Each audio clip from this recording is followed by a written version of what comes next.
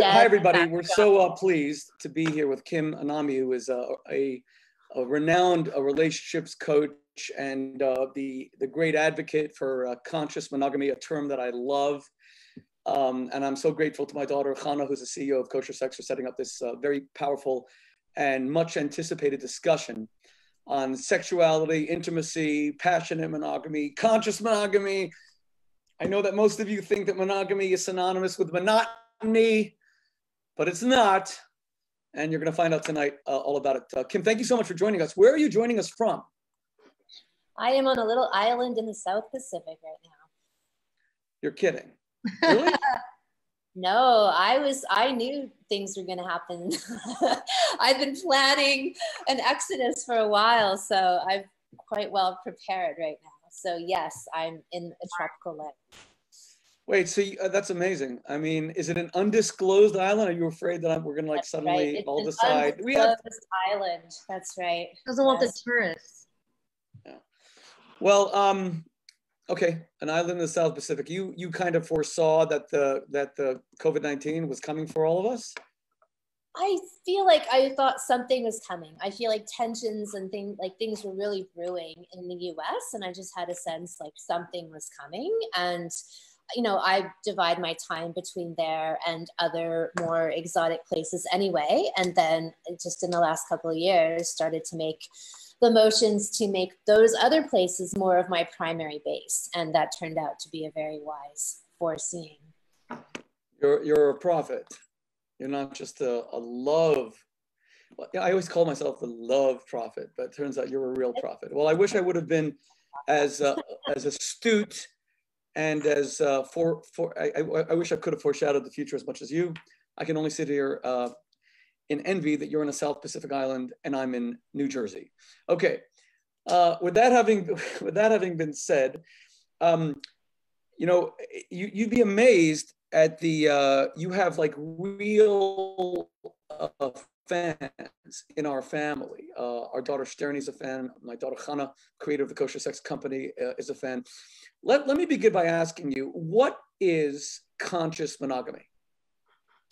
Well, first of all, I'm really thrilled to hear that. And I love that you have created such an atmosphere of openness in your family. And you clearly have laid that atmosphere down, which I think is really, really commendable, because I get asked about that kind of thing all the time when people start to learn about their own sexuality, how they can model that to their children. So I commend you for that. Look, okay, so the term conscious monogamy is the idea, like the way that I look at it is that 99.9% of people aren't actually monogamous. They might think they are, but they're really not. And what they've defaulted to is this concept of maybe they don't have sex with other people, but they aren't fully, truly, deeply committed to their partner, either emotionally or sexually. They play games of withholding information, they hide themselves, they, you know, don't really give themselves into their partnership and their relationship. And the idea of conscious monogamy is that we consciously enter into this agreement where we look at the relationship as a vessel for growth and transformation. And so in doing that, we realize that our emotional connection and our sexual connection are really key to deepening our own intimate relationship and opening ourselves up to each other. And I would even go as far as to say to spirit, to God, to the energy of the universe. And we tap into this magical power of creation, right? The power of procreation that we have available to us. But that only really happens in the container of conscious monogamy. And when people really have that and they go deep with each other and they expose, they're vulnerable, they're raw, they truly surrender to each other, then they hit upon this magic, I call it superpower couples, right? We hear the term power couples. Well, they become superpower couples where they then learn how to channel and harness that creative sexual energy into everything that they do in their lives. And typically people who reach into that space they don't have the desire for other people, because the energy and the connection that they get with each other means that they're really not that interested in being with other people. And I would venture to say that most people who are struggling within a relationship, or what most people define as monogamy, is really just a crappy relationship, right? People are not honest with each other. They hide secrets from each other. They don't really look at their relationship as this, as I say, as a container for growth and transformation, this magical potential that every relationship has. Well, I couldn't have expressed it better. And I want you to know, I'm not the kind of person who conducts interviews that are sycophantic. If I disagree with you on something, I will rely on my daughter Hannah to express my reservation. And I will. I don't believe in practicing sycophancy in discussions. I think that conversations have to be filled with candor and honesty. But I really could not have expressed it better myself. In the same way that they say that all of us use whatever it is, 8% of our brains, and Einstein used whatever 30% of his brain. When it comes to our erotic selves, our passionate selves, our romantic selves, I also think that we're maybe at 10 or 15% capacity. So I agree with you that monogamy, it's such a small slice of the self that we end up sharing erotically, sexually, emotionally, with our spouse, with our partner. And I've tried my whole life to increase that vastly. And I also really agree about all the distractions, and some of which you haven't mentioned. I mean, pornography has become an incredible distraction. Most people who, the men who I counsel who are porn addicts, defined officially, I guess, as someone who looks at porn for an hour a day, they believe they are monogamous because they never cheat on their wives. But in their mind, they're not monogamous at all. There's this law that I'm not sure that you're familiar with. Many people are not. But when I wrote about it in Kosher Sex, I know that women especially were very moved by it. There's a law in the Talmud that says that when a man makes love to his wife or a wife makes love to her husband, they are not allowed to think about other people. You're not allowed to mentally decapitate your sexual partner and be erotically aroused by the thought of someone else. And you'd be amazed that the numbers, the statistics are that this is done by something like 70 or 80% of men. For women, it's less, 40 to 50%. But imagine that like 80% of guys are making love to their wives and they're thinking about another woman. And I always say to these husbands, don't be such a dummy. If you think that your wife is not aware of the fact that you're mentally absent while being physically present, she is absolutely aware. That she doesn't say anything is because she doesn't want to humiliate herself with having to call you back to be mentally present during the closest, most intimate physical act. So I agree with you, and I'm kind of shocked that your message of conscious monogamy is not being even more widespread. Why we even have to say this? It seems so obvious. Well, I think so many people don't know what they don't know, right? Like the example you gave of the woman, or it could be, the reverse where a partner is checked out, right? They're not really present. Maybe that's the only sex these people have ever had. And so they don't know what potential there is out there. And I feel like such a huge part of the work that I do is educating people and inspiring them about what's possible, right? Like even in the realm of orgasms, like there's a lot of talk that, oh, there's only clitoral orgasms for women. And I'm like, that's literally the tip of the iceberg, right? Like there's all this whole world, this whole, cornucopia of orgasms out there that people just don't know until they learn about it, and then they get the permission or the technique to get there. But that's a huge part of what I do, is really inspiring people of what's possible in sex, where they might have thought that sex was kind of this duty or this small part of their relationship, rather than where I see it as being this cosmic glue, right? Or this portal to other dimensions, or portal to spirituality. I mean, it's interesting. Years ago, I actually, and you'll have to correct me if I'm pronouncing it wrong, but the ketubah, or how do you pronounce it? Is that right? Yeah. Loosely and poorly translated as a marriage contract, but yes. Okay. Sure. But I was walking by this bookstore, and this old, back in the old days when you'd walk by bookstores and these beautiful displays and this beautiful picture, and drawing illustration, and I stopped and I went inside and got the book, and it was about the ketubah and all these gorgeous, you know, real life illustrations and photographs and stuff, and described it. And I thought this is so akin to how I see this conscious entering into relationships, as opposed to, and I'm sure there's much more to it that I'm not aware of, but the overall general idea of going consciously into relationship versus unconsciously, where I think that so many people are the product of social conditioning and programming and even their own trauma, that they go into intimate relationships carrying this big load of stuff that isn't even theirs. It's been superimposed upon their natural innate instinct towards procreation, or, you know, being intimately connected with both themselves and their partner, because I see sexual energy as our life force energy. This is the energy that creates new life. And this is an actual power source that we can all tap into. Well, I wanted to ask. You're throwing out, you're throwing out so many ideas. Just before we get to the cornucopia of orgasm, my gosh, talk about a title for a book. Okay, the cornucopia of orgasm. By the way, and I want to kind of challenge you on that soon, but I first want to just turn to Chana and turn the floor over to Chana and just ask Chana, I know that you're about to ask some yourself, but how do you see Kim's ideas squaring with what we're promoting in kosher sex? Well, that's actually the reason that my sister, when I was starting the company, she was like, you have to check out Kim Anami. She's unbelievable. And like I said, she went to some of your salons.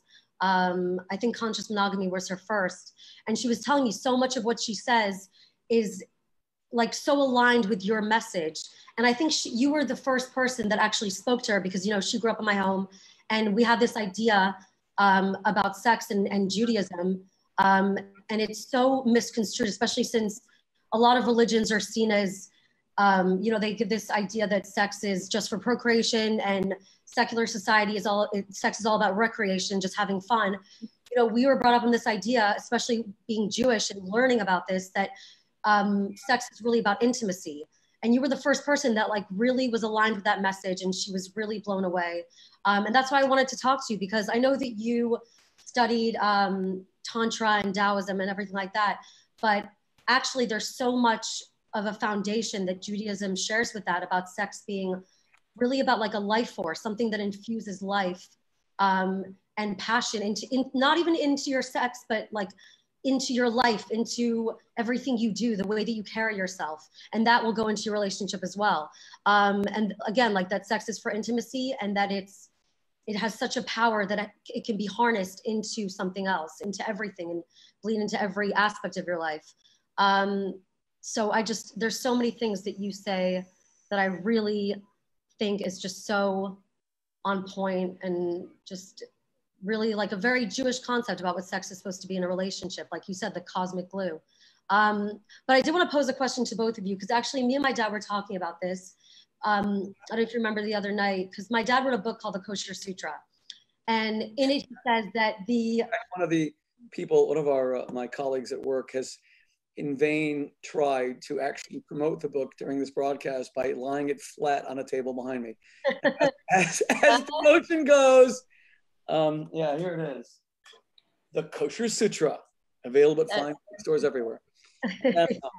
Like the Jewish version. Yeah. No pictures, no positions, nothing like that. But one of the ideas that my dad always talked about, also in his book, Kosher Adultery, was that within your relationship, you should bring some of the elements of, let's say, an affair to your marriage. Because people think that if you want excitement, you know, marriage is boring, but if you want excitement, you might have to have an affair, because that brings, you know, passion, it brings something new. So he says to bring all of those like elements and those factors like sinfulness, unavailability, and mystery into your relationship. So I was asking him, you know, Kim says, and you always say that when you're sexual, the best way to have good sex is to be completely vulnerable. And you always talk about surrender with a woman, which I think is really key. And to be vulnerable, and that's a way to be present during sex.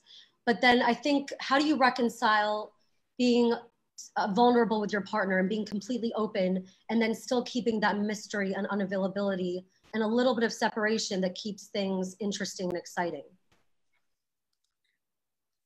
I'm gonna let Kim answer that first. You can go. Well, okay. Look, I truly believe that yes, vulnerability and surrender and full exposure and openness really are key. And then I would say that the cultivation of that mystery or like semi unavailability happens in our day-to-day lives, where we each have our own independent pursuits, things that we do. We don't shower the relationship with effluvia, right? Like the kind of boring matter of our day. And then I wasn't sure if I should get 2% milk or whole milk. And then when I went to the lineup, there was a really big lineup and I sat there for 10 minutes. Like that's stuff that I would never bore my partner with, right? Like I think that kind of stuff, or certain things that I might talk about with girlfriends, right? And I don't bring into the relationship, so that I'm cultivating a deliberate, a bit of a mystique, right? But it's also, like I said, not needing to kind of litter what I see as the relationship with this effluvia of life and the day. And instead I bring more deep emotional, sexual connection, like almost treating my partner as a lover, right? Ongoing, rather than, not almost, but yes. Rather than like a buddy, like a good buddy all the time, which I don't think has to be exclusive to being open and honest. But there's certain things that I just, like I said, I don't reserve for my intimate relationship. I talk to friends about those things, or if I have a coach or, somebody, I might talk to them about it, and not just dump all of my stuff into the vessel of the relationship. Yeah, I think that's very, very wise. I was even going to say that it's really forward thinking. I am amazed at how many sexual, erotic, passionate relationships and marriages so quickly descend into the practical, the everyday. And even when I give people very practical steps to dismiss the practical, like for example, from 9 p.m. and on, don't discuss anything practical in your marriage anymore, including the kids, that it should be a practical free zone. No discussion of picking up the dry cleaning or who's going to carpool the next morning. Not only are people dismissive of the idea, but other, quote, relationship experts tell them that, Rabbi Shmuley couldn't be more wrong, that marriage is about friendship. It's first and foremost about friendship. It is the practical, tiny little everyday hooks that connect you. I couldn't disagree more. I do not believe that the primary purpose of having a lover, or I am a rabbi and I do passionately believe in marriage, I don't believe that the reason we get married is to have a best friend. I don't believe that our soulmate is first and foremost our best friend. I think that actually that degrades the relationship. I think friendship is a very casual relationship. It can be something very intense at times as well, but it really connotes something that is not intense, erotic, and deeply romantic. A lover is something so much more. I think one of the reasons that we have alighted on friendship as the cornerstone of marriage today is specifically because we can't seem to grab anything deeper. So it's almost like a consolation prize. Well, at least you have a best friend. And no one's telling people that they're getting this consolation prize, that they're having no sex or terrible sex or 7 minutes of sex, which is the national average. Slam bam, is that all there is, man? 7 minutes, a week, that's the national average. And no deep erotic connection and no discussion of erotic fantasy, let alone no discussion or even mention of the cornucopia of orgasm. It's the first time I've ever heard that expression from the South Pacific Islands. We are selling ourselves so short. I'm now beginning to see so quickly, Kim, why your message resonates so deeply. And now I'm beginning to see why my daughters are such fans. I couldn't agree with you more, because the whole reason, like, people wonder, what is a rabbi doing writing, I published Kosher Sex 20 years ago, many books since, Kosher Suture behind me, Kosher Adultery. I published a book with Pamela Anderson 2 years ago called Lust for Love, and Kosher Lust, etc. I'll tell you the reason. There are many other, fields of endeavor that are important to me. As a Jew, I care deeply about the state of Israel. I care about human rights. I'm an anti-genocide activist and campaigner. Took my kids to Rwanda, the killing fields of Europe, the extermination camps of the Holocaust, etc. But the reason why sex has become so important and marriage is so important is because I'm a child of divorce. And I know that what led to the dissolution of my parents' marriage, it wasn't that there were issues that came between them. It's that the glue, of course, was not strong enough. Because if the glue in any relationship is strong enough, then nothing can rip it apart. So when all these relationship coaches and experts give a million different reasons for the rise of divorce, like right now we're seeing people are quarantining together, rise of divorce. Why? Because there's no place to escape. Like all these, aren't you supposed to want to be with the person that you are in love with? These are all excuses for not getting to the core issue, which is the dilution of erotic interest in your partner, in this passion interest. So what you're doing, Kim, is you're going well beyond the practical issues that are normally discussed and how to make a relationship better, how to make a marriage more exciting. You're actually getting to the soul of the issue.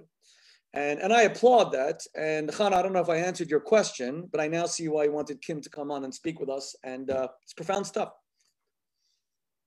Yeah, well, there's actually something else that I was really taken with your work, Kim, because it is very based on, like I said, Tantra and Taoist beliefs, but also within Judaism. So there's this whole movement, especially with women making sexual products, sexual enhancement aids, sex toys, as they call them, to close the orgasm gap. Because obviously there's a huge, there's a big gap when it comes to orgasm for women and orgasm for men. I think some people are saying 75% of women. I've heard 65% of women orgasm during sex, as opposed to 93% of men, which is a huge problem. That a lot of women are just accepting, we're not going to enjoy sex. And for men, it's like a given. They're going to have sex, they're going to have an orgasm. But when it comes to Judaism, and again, in Tantra and everything like that, the emphasis is not so much on the orgasm. It's more about the journey than the destination. So how do we get sex to be better for women? And my dad also, you do say a lot that sex is not just about orgasm. He even says that, the idea of an orgasm is a contraction of the muscles. And that's exactly what it is. When it comes to sex, you want to open up rather than contract. So the ideas behind that in Judaism is that, there's actually a law that a husband is commanded to ensure that his wife has an orgasm during sex. The commandment is that she is pleasure during sex, correct? Yeah. Well, I'm assuming that. Oh, you see that, but therein lies the issue. Is that the correct assumption? In other words, I want to throw the question back to you, Kim, and Chana's setting it up really well, but let me narrowly focus it. I actually find it fascinating that when I speak to men, to husbands, about a poor marital sex life, that the issue of orgasm almost never comes up. Maybe it's because of what Chana said, that the overwhelming majority of the time, well over 90%, men climax during sex. But men never talk about it. For them, the issue is connection. They actually want to be more intimate. They want to have more sex. They want sex to last longer, etc. I find it fascinating that with the women, a lot of the experts that Chana has me speak to, orgasm becomes very central and very vital. Now, of course it is, because it is the intense pleasure of sex. And well beyond the contraction of muscles, it's this you are overwhelmed by this wave of intense pleasure that makes you feel intensely connected to your partner. Having said that, it also makes you fall asleep. It's also called le petit mort, the little death. It also usually ends sex. It's usually the climax so, it can be very anticlimactic insofar as, Tantra says delay orgasm, even by days, even by weeks, if you're staying even by decades. That was a joke. And the reason is because you're supposed to take the potential orgasmic energy and convert it into kundalini, something Chana kind of referenced before, this innate and internal sexual energy that powers your curiosity in every aspect of life, where you're just kind of more aware and more alive because you haven't allowed that sexual ecstasy to expire, to be purged from your system. You've rather redirected it internally so that you're that much more alive. So maybe you want to address that, please.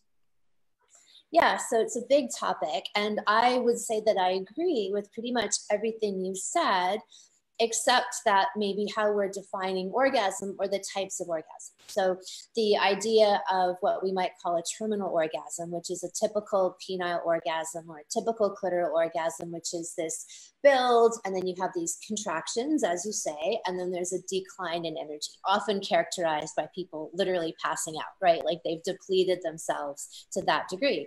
And that would be, to me, the typical person's experience, and usually a way where they become unconscious, right? right? They become less conscious as a result of having that orgasm than more conscious. Where me, my early experiences were having cervical orgasms, which I would say, like, if you ask me what I like about sex, you might think it's orgasms or pleasure. I would say, those are all right, but I'm actually here for the self-actualization, right? Like that was in my first initial experiences of having cervical orgasms. It was like an experience of deep, profound ecstasy, like a spiritual opening, right, for me that happened. And so that for me became the hallmark of what sex was or what orgasms are, right? Rather than, you know, and then when I later, a few years later, experienced clitoral orgasms, it was like this boom, boom, boom. And I was like, well, that's kind of fun, but it's kind of like eating a chocolate bar, right? There's no real long-term lasting sense of nourishment or benefit. And at worst, you might feel kind of tired out afterward, right? And I was like, whatever, like, you know, leave the clitoris behind. And I was young at this time. I hadn't read about different types of orgasms. I had read something about Freud making reference to the deeper vaginal orgasms being the more mature woman's orgasm, right? And at least I had like a little bit of a framework to be like, okay, well, that resonates with my experience, right? Having these deeper vaginal experiences, I would cry, I would feel like when you say le petit mort, I always interpret that as like the little death and rebirth, as in the death of the little self. Like I would actually emerge out of these experiences feeling as though parts of my ego, parts of like civilized, superimposed conditioning had fallen away from me. And I would come out of these experiences, like literally walk into the world and feel like I was more of myself, more of my true, authentic self. So that was what sex was for me, right? And like these more superficial kind of escapist, becoming unconscious experiences are basically what I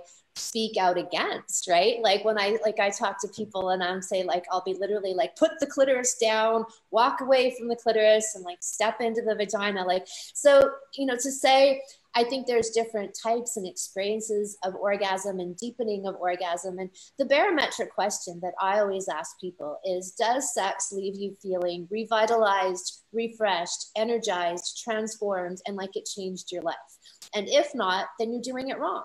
And that's not a value judgment as much to say is that I believe sex ought to give us energy, enrich us, as I said, literally transform us, and make us feel that with that procreative orgasmic energy, we rebirth ourselves. So we don't death, you know, little death, we actually rebirth and become more of who we're meant to be. So that's my whole framework for really sex and orgasm. And I don't support that idea of like a little release or like, oh, I'm having, you know, sex or masturbating to stress relief, right? Like to me, that's the lowest form of sexual experience that a person can have, right? And one that I'm trying to constantly encourage people away from in favor of these much deeper, more profound experiences. Well, I think what you're alluding to and saying, and then I'll let Chana take us to the next subject, but this is just so important.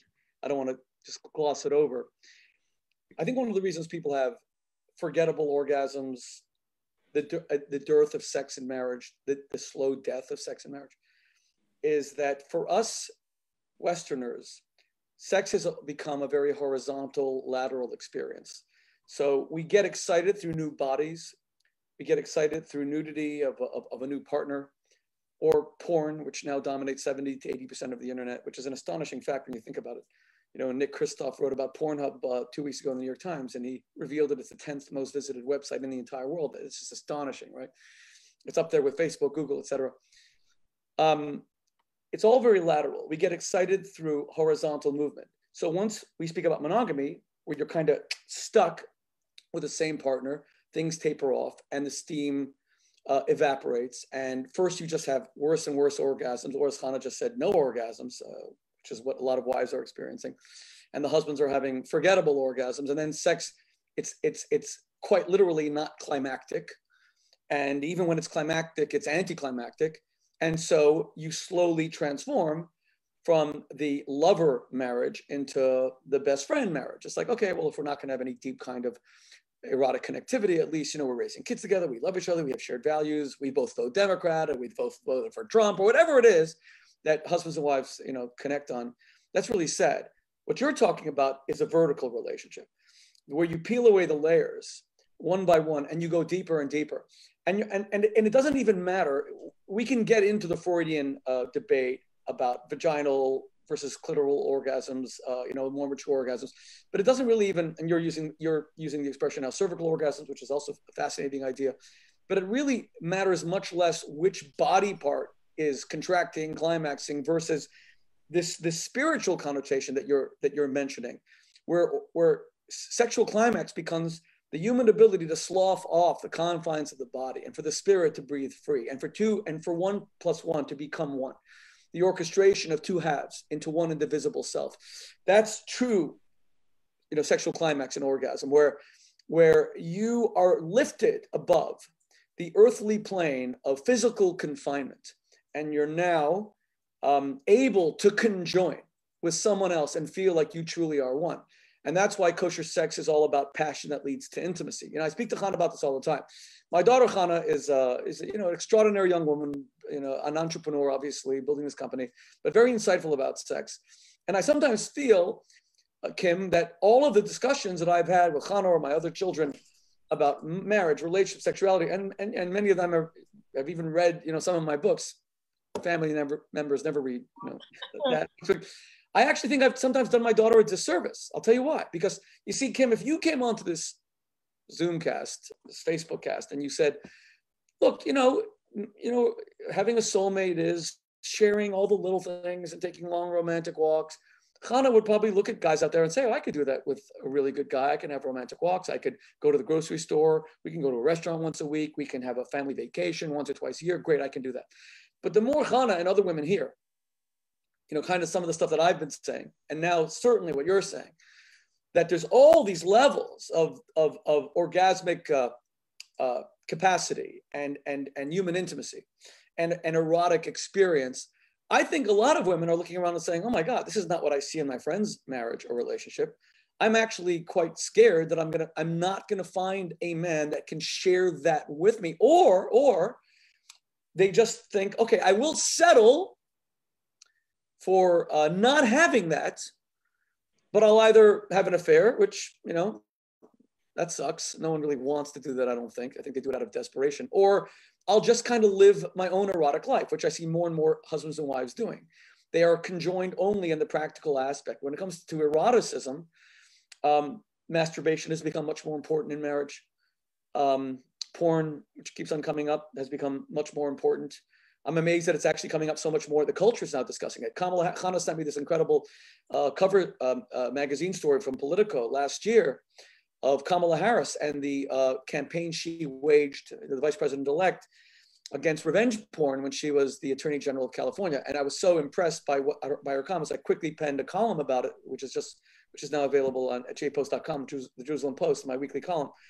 What I'm kind of saying is, Chana, listening to what Kim is saying, which is very profound, I mean, she's clearly a profound woman, and hearing some of the stuff that I've been saying, does it make it harder for someone like you to say, oh, I think I can find this, I'm gonna find a husband who can give me all these things? Or does it make you say, oh my God, this just isn't out there? I'm asking you a serious question. It's so weird that you're bringing that up, because my next question, something I wanted to bring up was, I wanted to ask Kim, like, it's almost like this idea seems very feminine, and it's anything even remotely emotional is seen as like a more feminine type of sexuality, going deeper, being vulnerable. And which is funny because like within Judaism, masculine and feminine, there's all different types of ideas about it. It's both masculine and feminine within each one of us. But I do find, like, obviously I'm 30 and I'm single, so I date, but I do find, as much as we don't want to admit it, that there are differences between the sexes, and that men have almost been socially programmed to not show as much emotion, or not show as much vulnerability in relationships, in sex, and they have like this certain mentality when it comes to sex. So yeah, it is hard, because the way that the way you pose relationships and how sex can be and how commitment can lead to something deep and beautiful and lasting it seems, you know, like the ideal, but how do you actually get that, especially when, if you want to go deeper and that person, usually sometimes the men are not really on board for that, or they can't get in touch with that? Well, my view is that like attracts like. And as we do our own self-exploration and know thyself, right, we get to know ourselves. And as I said, there's a lot of blockages and conditioning that get superimposed upon everybody in this global culture around sexuality. To me, like the truth about sexuality has been distorted all over the planet, right? And so people like are trying to piece, people like us are trying to piece this back together to come to some kind of truth that's not tainted by whatever, like whether people are using sex as a way to disempower people or control them, suppress them, because again, this is life force energy. And if you do that, that's the effect that it has on people. So in the work that I do, it's all about removing those layers and blockages of untruth, like baggage or ideas or even traumatic experiences that we've picked up along the way, to come to that more clean, true expression of who we are. And as we do that, then I believe that we basically, to use this terminology, we up our own vibration. And as we do that, we're going to then attract people at a similar vibration. But if we are repeating the same kinds of patterns, like let's say someone came out of a relationship and they notice now it's been a few relationships and they keep seeming to have the same thing repeat that they do, or behaviors they do, or sabotaging that they do, then to me it's time to do an assessment of, okay, so how do I keep not showing up? How do I keep retracting in fear? How do I keep protecting myself? And how can I change it? What do I need to shift, transform, heal? And then what I see is when people do this work, they magically, very easily just attract people into their space. They're not out there looking at dating sites and, trying to, some of them do. I mean, I'm not opposed to that, but I'm saying that it's not a hard slog, right? Once they kind of burst out of this chrysalis, and we all have many layers, eternal layers in my view to go of growth and evolution. But as they work through that stuff, then they tend to bring and attract better, higher quality people into their lives who mirror their new values and their new ideas of what they want a relationship to be, which is, me guiding in my work towards a more conscious relationship.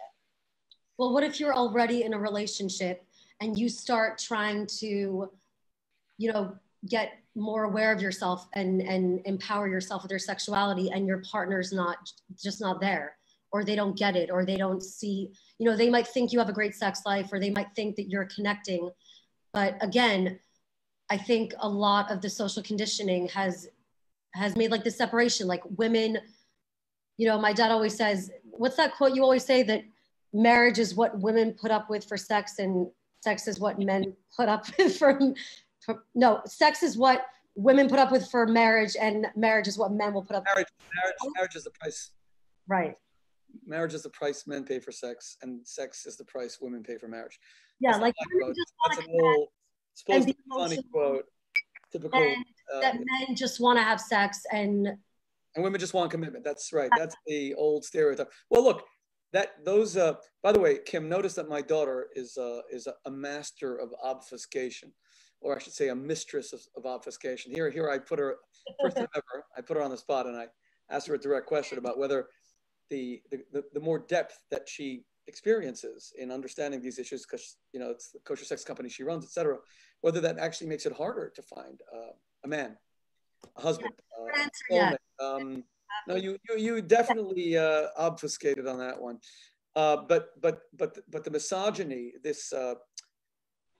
You are correct, Chana, in saying that Kim, in my opinion, Kim may not agree, but I think you're correct in saying that Kim's describing a deeply feminine view of sexuality and romance. Now, I don't want to be guilty of the same kind of misogyny or gender stereotypes that others before me have been guilty of, where we kind of say, well, it's almost an excuse for men. Oh, women are into depth, sexual depth, or more lasting commitment and sex that's not as visual and more experiential.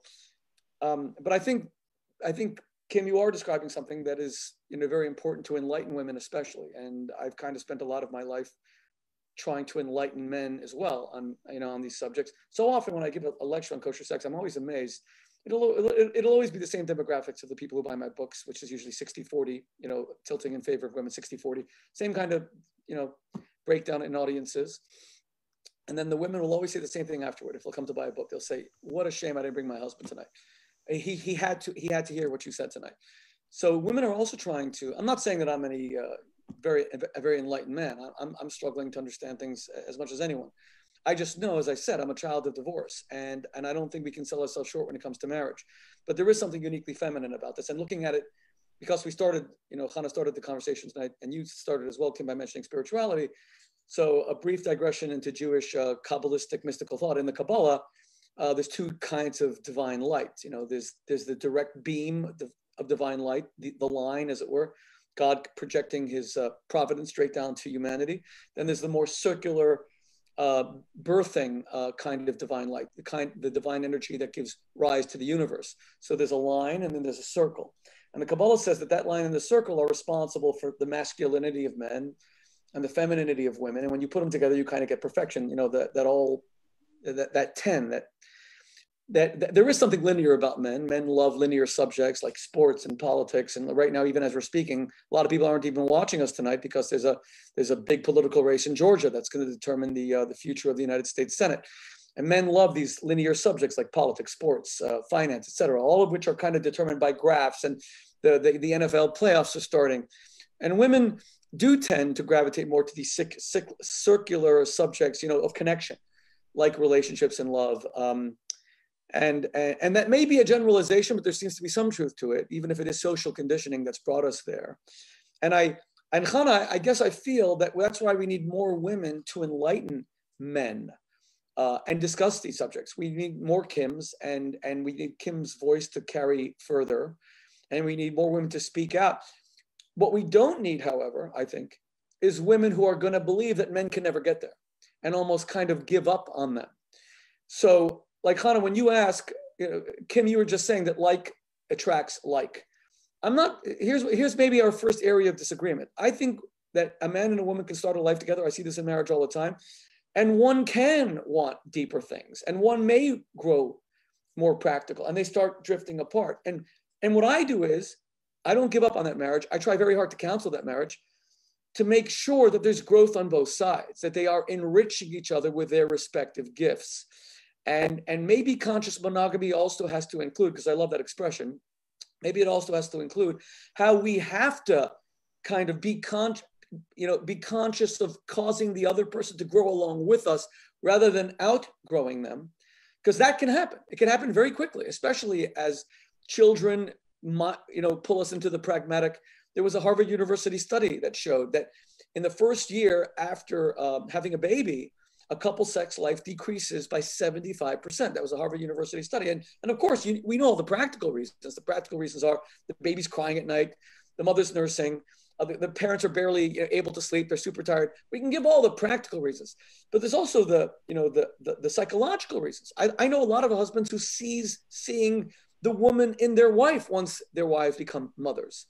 They strip them almost of their womanhood. They're now moms. You know, there's psychological reasons. There's erotic reasons, and we all kind of have to grow. And I'm just wondering if you want to address this, Kim.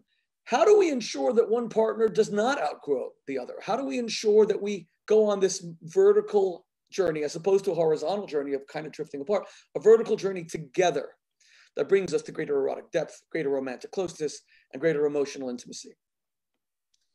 I don't know that we can ensure it, but when I work with people, and you know, I've talked about this concept when one person wants to grow or seems to be more actively pursuing growth, right? And this is, you know, one idea in the argument against monogamy, that the monogamy is the concept that, oh, you know, it's so boring to be married to the same person forever. And I said, well, you're only married to the same person for decades if you're committed to not growing, right? If you're committed to a life of stagnation, if you're committed to conscious growth, in whatever arena, like hopefully a lot of them, then you're always becoming a new and better person, right? You're always becoming a better version of yourself. You're not the same person that you were last year or 5 years ago or 10 years ago. You're only the same person if you're steadfast vastly committed to stagnation and not growing. So to me, like in a conscious relationship or conscious monogamy, it's kind of the price of admission, the concept that both people do need to be committed to growth. But let's say a couple come together and they're in a very typical tacit agreement of, we don't really talk about things, you know, we are committed to stagnation. We've never outright said that, right? But that's what most people are. They're not really pursuing an active, conscious journey of growth and evolution in their lives. So, but let's say that, you know, one of them gets the bug and they're like, oh, okay, oh, there's all these things I can do and I can optimize myself and I can heal. And I thought I'd be stuck with this thing forever, but I can actually change it, right? So they embark on this path of growth, and the other partner hasn't had the same epiphany, you know, they're like, you know, whatever, not really engaged. And what I tell people is, for the person who's embarking more on that active conscious journey, is to first invite their partner, right? Invite them to come on this journey with them, whatever that looks like. And if the partner isn't interested, is then to let them have space, right? To focus on their own growth and evolution. And what I see typically happens is that the person changing their own patterns and really truly letting go of the attachment of what the other person is doing, then often evokes a change in that other partner, right? Where they're interested, they're seeing different energy, different behavior. That partner is taking responsibility for their own patterns. And that tends to evoke interest in that second partner, where they'll often come along on that journey. Now they're interested, they're intrigued, right? When the pressure is taken off of them, when they're not sort of tooth pulled into it or wrangled into it or coerced into it. Or then, you know, there's a point where they potentially then separate if that other person really doesn't want to come on that journey. So we might be looking at this, differently here. Like, I don't know that, I guess for me, you give that invitation, that person's welcome. And then if they don't go, they don't take it up, we focus on ourselves, and then that might evoke a response in that person. And then otherwise we have to decide then whether, you know, we're going to be best served in that container or we're not. But isn't there room for commitment? What is, in what sense?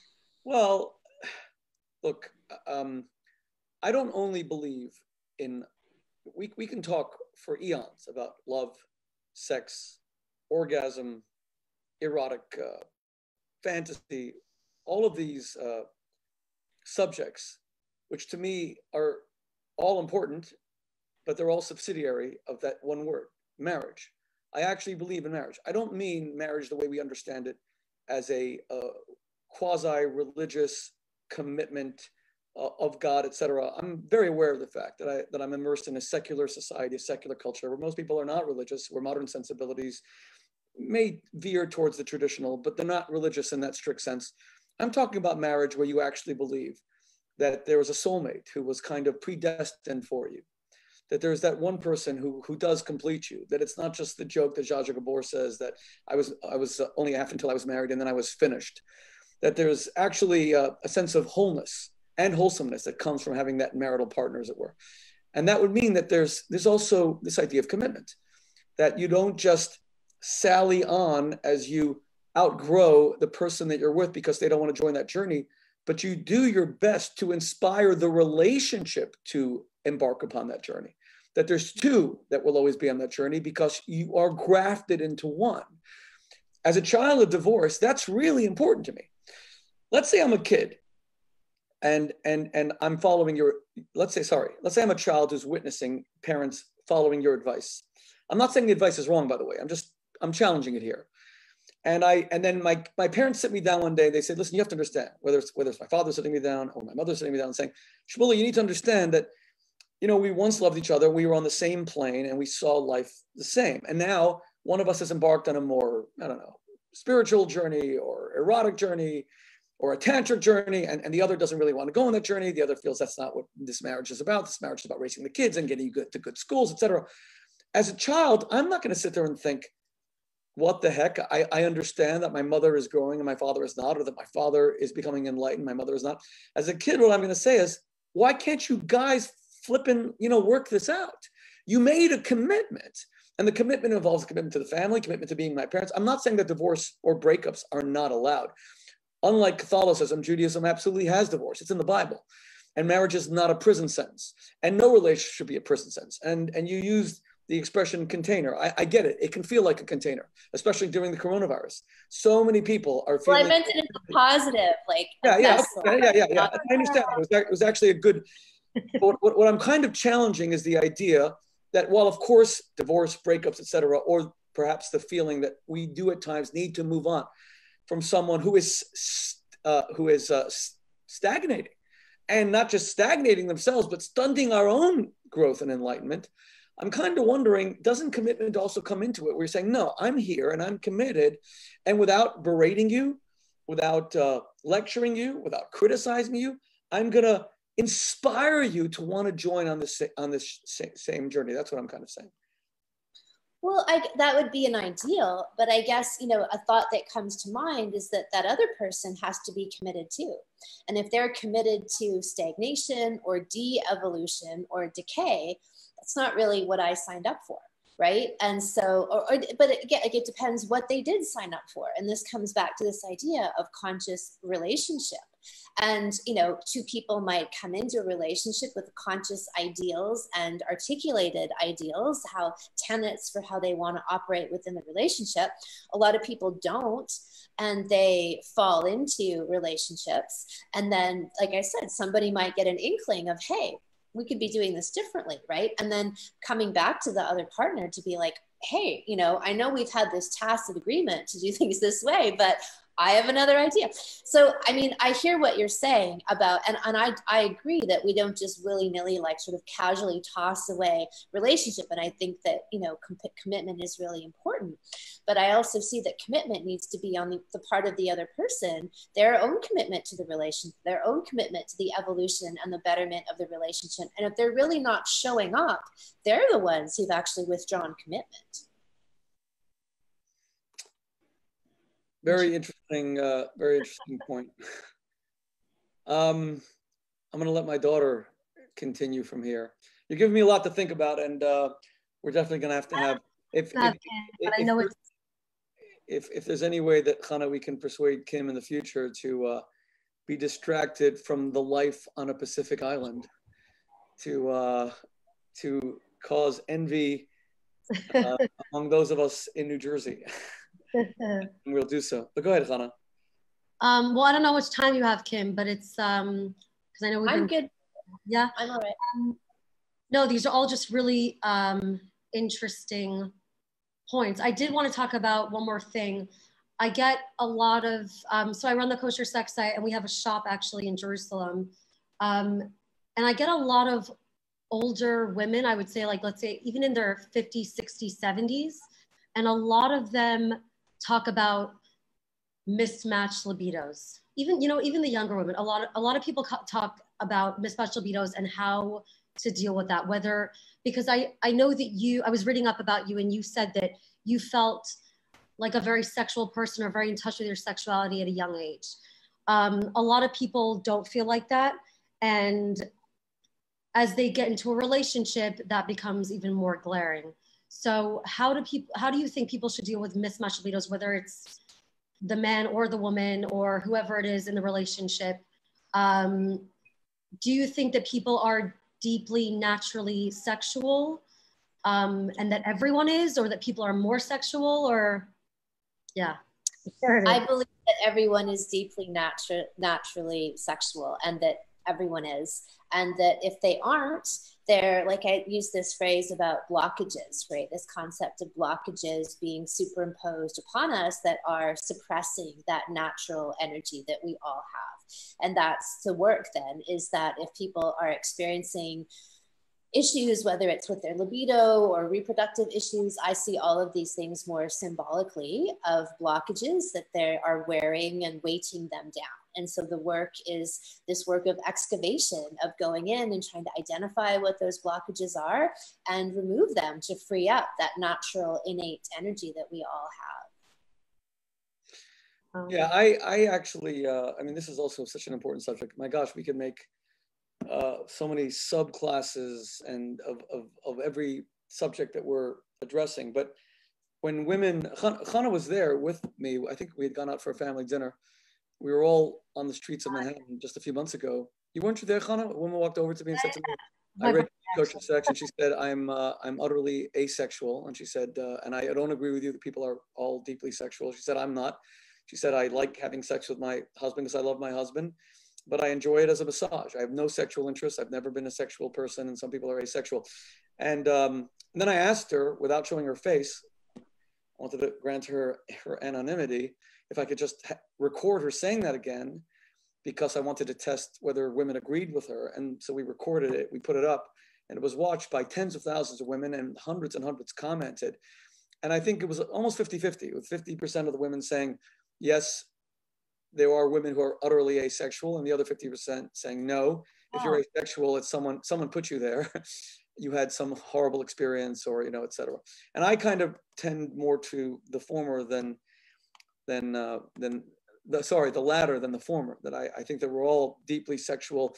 And that's why I think conversations like these are so important. I mean, Kim, you keep on speaking about growth, and part of growth comes also from courage. It comes from a willingness to have conversations like these. And so many people avoid conversations like these. You know, I can't tell you how many times people have written, said, broadcast that, you know, when Chana started the Kosher Sex Company and then opened the Kosher Sex store in Tel Aviv and then Jerusalem and then New York, and there were three comments. One was, oh my God, is this what Israel needs, you know? And the second comment then was, oh my gosh, why is a father and a daughter working on this together? And then the third, of course, was, going all the way back to my having published Kosher Sex 20 years ago, why is a rabbi writing about sex? I find it astonishing, like on all three levels, what people are saying is we should never talk about sex. We should allow we should really allow the Hugh Hefners of this world and the Larry Flints of this world to kind of own the sexual space. They're the only ones who should be allowed to talk about it and speak. We should only allow sex to be vulgar. We should only allow it to be, you know, the violations of Me Too, et cetera. It should never have depth. It should never have spirituality. It should never be familial in context. It should never be intimate. And it so saddens me, because the kind of growth that you are calling all of us to respond to, you know, this call that you're putting out there, let's grow in our relationships. Let's not stagnate. And so many words that you've used, and I'm someone who focuses a lot on language. I'm alert to so many of the words that you're using today about human beings that are so interesting, like decay. This call that you're putting out there for all of us to respond to growth is kind of being upended by an almost global desire to take sex and put it into some dirty alley and to put it into some dirty corner where it can't really be discussed. And that's such a shame. And that's why I applaud Chana. When Chana first opened her store, and it was, you know, it was the place that I'm a columnist for, the Jerusalem Post, which is, I guess, arguably the most famous Jewish publication in the world. They're the ones who published something about her store. So they turned to me and said, you know, what do you feel about it? So rather than just give a quote, I decided to write a whole column saying how proud I am of her. And I know that this is kind of unconventional for all of us to have this kind of conversation. And it really saddens me. But listening to you, and I'm gonna personally conclude with this, because you've been so giving of your time. Listening to you, Kim, I see the possibilities of a world, of a life suffused with so much more romance and so much more sexual connection and a deep erotic understanding, and a world with so much more love, and a world with so much less heartbreak and heartache. And I think you're contributing, thank God, vastly to that world. And I'm grateful to you, and I'm so grateful for your time. And I just want to find out so much more about your work. So Chana, why don't you ask, you and Kim can now, you know, like plug away about things where people can find out more about what we do, Chana, and what Kim does. Yeah, well, Kim, let me say, first of all, thank you. Yeah. Thank you so much for having me. And I salute you for the same things. I really appreciate that you are stepping out into that space and giving people a forum and a way to marry sexuality and spirituality, which are really my favorite topics. And so I love to see them come together, and appreciate anyone who's doing similar work. Well, shout out to my sister who brought us together. I think she's your actual #1 fan. You're like her guru. But I'm so glad that we finally got to have this discussion. I think it's so important. And I think your work it's really beautiful. I think it's gonna you know, my dad and I always say that in this work, we hope to help end loneliness, because I think, you know, we are social beings, and we can say that sex is just, you know, the basest animal instinct, but we crave something higher. And Judaism especially is about that. It's about taking everything that is seen as mundane and elevating it. So I really appreciate having you, Kim. Thank you so, so much. And enjoy wherever you are. We'll be freezing here. Yeah. My pleasure. Thank you so much for having me. I've really enjoyed this conversation. Thank you. Thank you. By the way, I should also conclude with Chana having said that, with one more comment and with an apology. I'm sorry, we were all ready to go and we started just a few minutes late. And I'll tell you what happened, because it's connected to what Chana just said. You know, my father passed away a few months ago. So in the Jewish religion, I am obligated, and I see this as a serious obligation, to say the Kaddish mourner's prayer for my father 3 times a day as part of a Jewish prayer group. And it just delayed us a few minutes. You know, ever since my father's passing, which came to me as such a shock, I've had my world has kind of been upended. And I really could have gone, and still can go, because there's so much death in the world right now and so much bad news. I could go in one of 2 directions. One is to kind of be morbid and know that life ends in death, and that death is so close. And my God, how many of us know someone who died during the coronavirus, or a family who lost someone to the coronavirus, let alone the inability to turn on the evening news without really hearing that life, civilization, the world as we know it is absolutely falling apart. Or we could choose life. We could decide, no, I'm not going to focus on my father's passing. I'm going to focus on my father's life. And the Kaddish prayer is this affirmation of God's greatness, and Iskadal v'Iskadash Merabah, magnified and exalted be God's great name. It's this affirmation of life. So, you know, this conversation is speaking about how we can't even allow a part of ourselves to be deadened. You know, Kim, if I had to sum up everything that I heard you say tonight, which was very illuminating, it's that even if you live only 50% of your relationship and 50% of your sexual potential and romantic potential, but the other 50%, to use your word, has decayed or atrophied, or if it's a muscle that has just really gone slovenly, then what a loss, what a waste. And it is a real call to living a full life, to living the fullest possible life. So thank you, and I hope that, God willing, we will continue this conversation. How do people find out more about you? Well, you can find me at my website, kimanami.com, and I have many different salons, as Chana was saying, that are holistic sex and relationship education, one for couples and women and men, and even holistic pregnancy and childbirth. And then I have an online shop called Anami Alchemia. And then I have my own podcast called Orgasmic Enlightenment. And I've got some YouTube videos as well out there. Wow, that's great stuff. Orgasmic Enlightenment. So it's not called Orgasmic Cornucopia. We talk about that. We haven't even gotten to Orgasmic Cornucopia. But you know what?